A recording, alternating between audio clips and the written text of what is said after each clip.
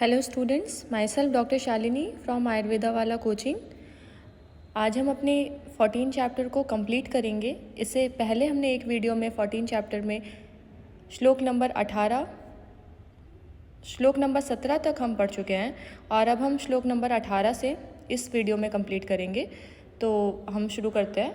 सबसे पहले श्लोक नंबर 18 क्या कहता है कि बृंघण एवं लंघन का अति योग। अगर आपने बृंघण का अति योग कर दिया, बृंघण को अति मात्रा में करा दिया, तो उससे बच्चों क्या उत्पन्न होगा? अति स्थूलता। और अगर लंघन अति मात्रा में हो गया तो उससे अतिकृष्यता उत्पन्न होगी। आचार्य चरक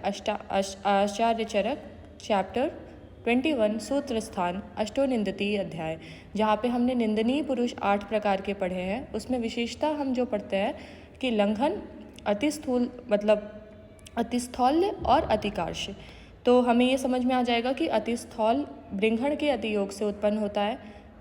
बृंघण का अति योग एक कारण है अतिस्थौलता को उत्पन्न करने में, या अतिकृष्य जो होगा, लंघन का जब हम अति योग करते हैं तो वो एक कारण है अतिकृष्यता को उत्पन्न करने में। इसके बाद फिर हम यहाँ पे देखेंगे कि अतिस्थौल आदि रोग क्या होते हैं। तो अतिस्थौल आदि रोग में जब हम देखेंगे अतिस्थौल आदि रोग, तो यहाँ पे आते हैं कि अति बृंघण से, जैसे कि अति स्थूलता हो जाएगी, अपची है, प्रमेह है, ज्वर, उदर रोग, भगंदर, कास, मूत्रकृच्छ, आम वात, कुष्ठ रोग, ये सारी चीज़ें जो हैं आपको ये अति स्थूलता में देखने के लिए मिलेंगी। तो अति स्थूलता में अति बृंघण से कौन कौन से अति बृंघण कराएंगे तो क्या दिक्कतें आएंगी? एक तो अति स्थूलता आ जाएगी, दूसरा प्रमेह, क्योंकि हमें पता है प्रमेह बेटा कैसा रोग होता है? संतर्पण जन्य रोग होता है। जो आपका कास है, संन्यास है, ज्वर है, मूत्रकृच्छ, कुष्ठ भी आपका संतर्पण जन्य रोग होता है। तो आम वात, आम की उत्पत्ति होगी तो आम से आम वात उत्पत्त हो जाएगा। तो ये सारी चीज़ें, ये सारे रोग कब उत्पन्न होंगे? अति बृंघण से। फिर आपका आता है कि जो अति स्थूलता, जब आप गुरु पदार्थों का अधिक सेवन करोगे, शीतल चीज़ों का सेवन करोगे, और जब आपका आहार रस जो है उसका पाक नहीं हुआ रहेगा पूरी तरीके से, तो आम की उत्पत्ति बनती है और इससे अति स्थूलता उत्पन्न होती है। अति स्थूलता में क्या क्या लक्षण आते हैं? तो बेटा हमने जब आप सेकंड प्रॉप में 21 चैप्टर पढ़ोगे सूत्र स्थान का, तो वहाँ पे हम देखते हैं कि मेधसा आवृत्त मार्गत्वात् वायु कोष्ठे विशेषता। जो मेध धातु होती है वो जो स्रोतस है आपके, उसके मार्ग को अवरोध कर देती है। तो जो आपकी वायु है वो विशेष रूप से कोष्ठ में ही घूमती रहती है। अब बेटा हमें पता है कि कोष्ठ में क्या क्या चीज़ें प्रेजेंट होती हैं। तो पाचक पित्त का स्थान है, समान वायु का स्थान है, क्लेदक कफ का स्थान होता है।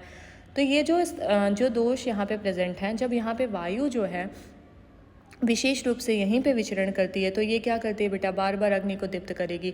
जब अग्नि को दीप्त करेगी तो जो मोटा व्यक्ति है उसको बहुत ज़्यादा भूख लगती है, बहुत ज़्यादा प्यास लगती है। हमें पता है कि मेद धातु का जो मल होता है वो क्या होता है बच्चों? स्वेद होता है।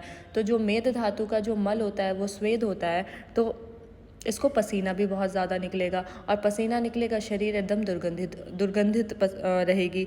इसके अलावा जो ये व्यक्ति है ये कैसा है? स्थूल है। स्थूल है तो इसको कुछ करने का मन ही नहीं करेगा, मतलब इसको अल्प आयु होगा, अल्प बल होगा, उत्साह नहीं होगा इसके अंदर, और जड़ता होगा, शरीर से दुर्गंध आना, गदगद, अस्पष्ट भाषण करना।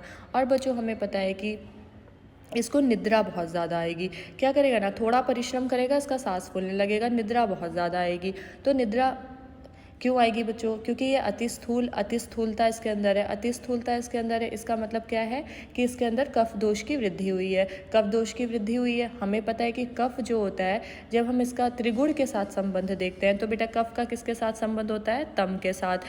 जब कफ का तम के साथ संबंध होता है, तब तम से क्या होती है? निद्रा उत्पन्न होती है। जो आपकी सामान्य निद्रा होती है वो तमो भवा बोला जाता है, भूत धात्रीय स्वाभाविक निद्रा होती है, तमो भवा निद्रा होती है।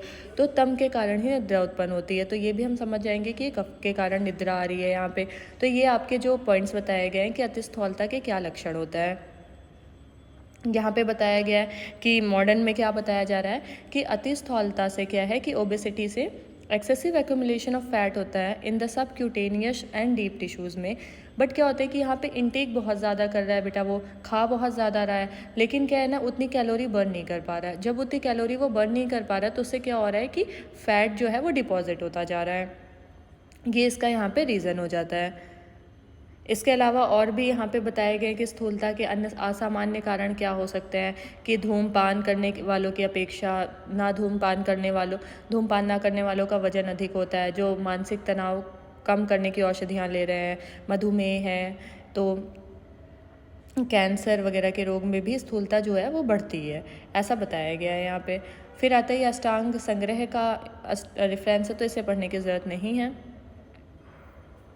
बाकी जो मैंने आपको चरक का बताया था वही यहाँ पे लिखा हुआ है कि मेदो धातु के अधिक बढ़ जाने से के कारण स्रोतों के मुख बंद हो जाते हैं और वायु विशेष रूप से कोष्ठ में घूमती अग्नि को प्रज्वलित करती है, जिससे भूख और प्यास अधिक बढ़ जाती है। जैसे वृक्ष के कोटल में लगी हुई अग्नि वायु की सहायता से पूरे वृक्ष को जला देती है, वैसे ही कोष्ठ में जो अग्नि होती है वो स्थूल पुरुष को जला देती है। और मेद स्वेदवाही सिराओं का मूल होने से विषयंदन बार जो मेद है वो क्या है, स्वेदवाही सिराओं का मूल है, तो वहाँ पे मेद का मल स्वेद होता है, तो बार बार क्या होगा, पिघलता जाएगा, इसलिए पसीना भी बहुत आता है। ये मैं आपको पहले ही क्लियर कर चुकी हूँ। फिर आता है आपका अतिस्थौल्य का चिकित्सा सूत्र। बेटा जब अतिस्थौल्य का चिकित्सा सूत्र देखेंगे तो हमें पता है यहाँ पे कौन सी धातु बढ़ी हुई है, मेद धातु। यहाँ पे कौन सा दोष है, कफ दोष, और इसके साथ वात दोष नाशक आहार विहार का प्रयोग करना चाहिए। फिर आता है आपका स्थौल्य नाशक योग कौन कौन से हैं, तो इसमें आपको सारे नहीं याद करने, आप 2-4 याद कर सकते हो। यव याद करो, मुदक हो गया, मूंग की दाल खाते हैं, कुलथ खा लिया, इसके अलावा आपने अरिष्ट दे दिया। ऐसे जो विहार कराना है, ऐसे पेशेंट्स को क्या कराना है, उनको चिंता दे दो, चिंता करा दो किसी चीज़ की, शोधन कराओ, रात्रि जागरण कराओ, ये सारी चीज़ें करनी है। इसके अलावा क्या यहाँ पे है कि मधु के साथ त्रिफला का प्रयोग करना है। शिलाजतु दे सकते हो, गुग्गुल दे सकते हो, ये आंवला वगैरह दे सकते हो। ये आपको कुछ कुछ इसमें से याद कर लेने हैं। फिर आता है व्योषादि मंत्र। व्योषादि मंत्र में बेटा आपको इसका सिर्फ नाम याद रखना है और ये याद रखना है कि व्योषादि मंत्र के अंतर्गत टोटल 24 प्रकार की औषधियाँ होती हैं, जिसमें ये तो 24 प्रकार की औषधियाँ हैं। इसके अलावा यहाँ पे क्या आ जाएगा कि मधु मिला होगा, घृत है, तेल है, और जो सबसे ज़्यादा इम्पॉर्टेंट है कि 16 भाग यहाँ पे जौ का सत्तू होता है। इसको हमें प्रतिदिन घोल करके पीना है। जो व्यक्ति इसका सेवन करता है, इसके सेवन से क्या होगा कि अतिस्थौल्य आदि जो रोग होते हैं वो नाश हो जाते हैं। यह मंत्र बुद्धि मेधा स्मृति को बढ़ाता है और अग्नि को दीप्त करता है। ठीक है, अब हम आगे देखेंगे अतिकार्ष्य का वर्णन करेंगे।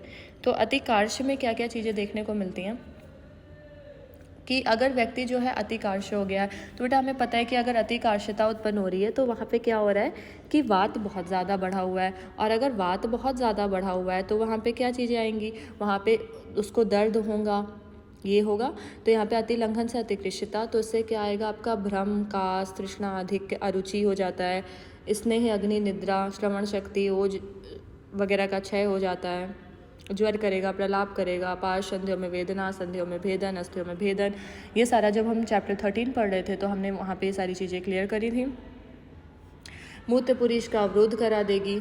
हमने जब वात के वैकृत कर्म पढ़े थे तो हमने वहाँ पे मलसंग पढ़ा था, भेद पढ़ा था, अस्थित शूल पढ़ा था, मज्जाशोध पढ़ा था। तो ये सारी चीज़ें यहाँ पे भी देखने को मिलती हैं। फिर आता है कार्श और स्थौल्य में श्रेष्ठ कौन सा है बेटा, तो कार्श और स्थौल्य में श्रेष्ठ जब भी हम देखते हैं तो कार्श को स्थौल्य से श्रेष्ठ बोला जाता है। ऐसा क्यों बोला जाता है, क्योंकि जब आप कार्श जो व्यक्ति होता है तो हम इसमें क्या कराना है कि अगर हम इसको मधुर या शीतल या स्निग्ध औषधियों के द्वारा इसका बृंहण किया जा सकता है। कार्श के लिए हमारे पास औषधियाँ अवेलेबल है, लेकिन स्थौल्य के लिए क्या है ना कि हमारे पास औषधियाँ अवेलेबल नहीं है। इसमें क्या बताया गया है कि यद्यपि कृष्यता महान है तथापि अतिस्थूलता से कृष्यता ही श्रेष्ठ है। क्यों श्रेष्ठ है, क्योंकि स्थूलता की कोई चिकित्सा नहीं है, इसके लिए ना बृंहण पर्याप्त है ना ही लंघन। अगर हम स्थूलता में बृंहण देते हैं तो उससे क्या होगा कि अग्नि तथा वायु शांत हो जाती है और मेद बढ़ जाता है, तो वो गड़बड़ बात हो जाती है कि अग्नि और वायु कम हो जाएगा, मेद धातु जो है बढ़ जाती है। और क्या है कि अगर लंघन कराने से मेद धातु का क्षय हो जाता है। लंघन, अगर हम ऐसे पेशेंट को, जो आपका अतिस्थौल्य वाला पेशेंट है, इसमें क्या है कि आप ना लंघन करा सकते हो ना बृंहण करा सकते हो। क्यों, क्योंकि अगर आपने बृंहण कराया तो वहाँ पे क्या होगा कि अग्नि और वायु क्या होगा, कम हो जाएगा, लेकिन मेद धातु आपका बढ़ जाएगा। तो वो गड़बड़ है, क्योंकि मेद बढ़ेगा तो वो श्रोतोअवरोध करेगा, श्रोतोअवरोध करेगा तो फिर क्या बोलते हैं प्रॉब्लम और बढ़ेगी, आपका स्थौल्य और बढ़ता जाएगा। लेकिन अगर आपने लंघन कराया तो लंघन कराने से क्या होगा कि जब आप लंघन कराओगे, लंघन कराने से मेद धातु का क्षय हो जाएगा, लेकिन अग्नि और जो वायु है वो बढ़ जाएगी। तो यहाँ पे लंघन कराने से मेद धातु तो कम हो जाएगी आपकी, लेकिन अग्नि और वायु बढ़ जाएगी। अग्नि वायु बढ़ जाएगी, फिर उसको भूख लगेगी, फिर वो खाएगा, फिर मेद बन जाएगा। तो मतलब दोनों ही चिकित्सा आप जो है, जो अतिकृष्य वाला, अतिस्थौल्य वाला जो व्यक्ति है, उसमें आप दोनों ही नहीं करा सकते, ना आप लंघन करा पा रहे हो, ना आप डिंघण करा पा रहे हो। इसलिए ये बोला जाता है कि अतिस्थौल्य और अतिकृष्य के कंपैरेटिव अतिकृष्य जो होता है वो बेटर है अतिस्थौल्य से। फिर यहाँ पे ये बताया जा रहा है कि जो आपका अतिकृष्यता मधुर एवं स्निग्ध अन्नपान के पर्याप्त सेवन से सुखपूर्वक नष्ट किया जाता है। जो आपका अतिकृष्यता होता है उसको हम क्या कर सकते हैं, अगर हम उसमें मधुर एवं स्निग्ध अन्नपान के सेवन से हम इसको सुखपूर्वक खत्म कर सकते हैं, नष्ट कर सकते हैं। कृष्य पुरुष में पान, अन्न, भेषज, शाली, षष्टिक जीवनी पदार्थों का सेवन कराया जा सकता है। अतिकृष्य की चिकित्सा में क्या है बेटा, अगर कोई बहुत पतला दुबला व्यक्ति है तो उसको आप बोलोगे सुखपूर्वक निद्रा लो, किसी बात की चिंता ना करो और संतर्पण जन्य आहार खिलाओ। अगर जो व्यक्ति अतिकृष्य है और वो सुखपूर्वक अति निद्रा का सेवन करता है तो यहाँ पे एक इंपॉर्टेंट रेफरेंस आता है कि कृशो वराह इव पुष्यति। अगर व्यक्ति जो है वो अति निद्रा का सेवन करता है तो उसका जो शरीर है वो वराह के समान, मतलब सुअर के समान मोटा हो जाता है। तो हम अतिकृष्य वाले व्यक्तियों में ये चिकित्सा कर सकते हैं। इसके बाद हम आगे बढ़ेंगे। मांस के समान अन्य कोई द्रव्य नहीं है जो देह को मोटा करे, क्योंकि हमें पता है क्या है बेटा कि जो आपका मांस क्या होता है, मांस में बृंघण तत्व सबसे ज़्यादा होता है। मांस शरीर का बृंघण करने में मांस के अंदर जो मांसत्व होता है उससे क्या होता है कि शरीर का बृंघण होता है। जब उससे शरीर का बृंघण होता है तो यहाँ पे भी एक कंपैरेटिव आपको मांस में स्टडी बताई गई है कि जो मांस खाने वाले जानवर होते हैं, जैसे कि आपका सिंह हो गया और हिरण जो कि मांस नहीं खाता है, वो घास फूस खाती है। तो जो आपका सिंह और हिरण के मांस के बीच में अगर कंपैरेटिव देखें तो जो सिंह का मांस होता है वो बृंघण तत्व उसके अंदर ज़्यादा होता है हिरण के मांस के कंपैरिजन में। तो ये आपको यहाँ पे बताया गया है। इसके अलावा आता है कि स्थूल पुरुषों को गुरु अपतर्पण आहार देना चाहिए। तो बेटा क्यों देना चाहिए, बहुत क्लियर है, क्योंकि वो स्थूल पुरुष है। तो स्थूल पुरुष में हमने क्या करना है, अपतर्पण चिकित्सा करनी है। अब अगर आपको ये डाउट आएगा कि लघु होना चाहिए यहाँ पे, तो गुरु क्यों लिखा है, तो बेटा हमें ये पता है कि यहाँ पे क्या है कि मेदसा आवृत्त मार्गत्वात् वायु कोष्ठे विशेषिता। जो वायु है वो विशेष रूप से कोष्ठ में संचरण कर रही है, क्योंकि क्या हो गया है, मेद धातु ने स्रोतों को आवरुद्ध कर लिया है। तो अगर ऐसे कंडीशन में आप इसको लघु आहार दे दोगे तो उसका पाचन जल्दी हो जाएगा। जब जल्दी पच जाएगा फिर उसको भूख लगेगी, तो फिर उसकी स्थूलता तो बढ़ती जाएगी ना। तो ऐसे कंडीशन में हमें क्या करना है, इसको गुरु आहार देना है जो थोड़ा पचने में टाइम ले, टाइम टेकिंग हो, और गुरु हो बट वो शरीर में क्या करे, जा कर के अपतर्पण करे। तो हमें ऐसे आहार देने हैं, गुरु और अपतर्पण आहार देना चाहिए।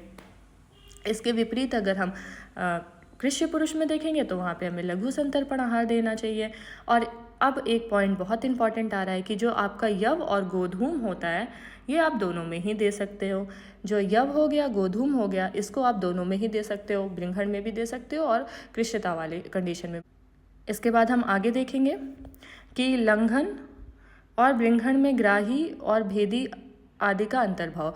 तो हमने ये देखा है कि जिस प्रकार वातादि दोष से अनेक प्रकार की बीमारियां उत्पन्न होती हैं, अनेक प्रकार के रोग उत्पन्न होते हैं, लेकिन वो सभी साम निराम भेद से 2 ही प्रकार के हो जाते हैं। उसी प्रकार से वातादि दोषों की विविध गति के कारण ग्राही और भेदी आदि नाना भेदों के कारण असंख्य प्रकार के उपक्रम होते हैं, किंतु वे सभी उपक्रम जो हैं वो लंघन और बृंघण के ही अंतर्गत निहित हो जाते हैं। आप हर चीज़ों को लंघन और बृंघण के अंदर ही आप समाहित कर सकते हो। तो ये आपका चैप्टर यहाँ पे समाप्त होता है। अगर आपको हमसे पढ़ना है, हर चीज़ों को कॉन्सेप्ट के साथ समझना है, तो आप हमसे जुड़िए आयुर्वेदा वाला कोचिंग। Thank you students.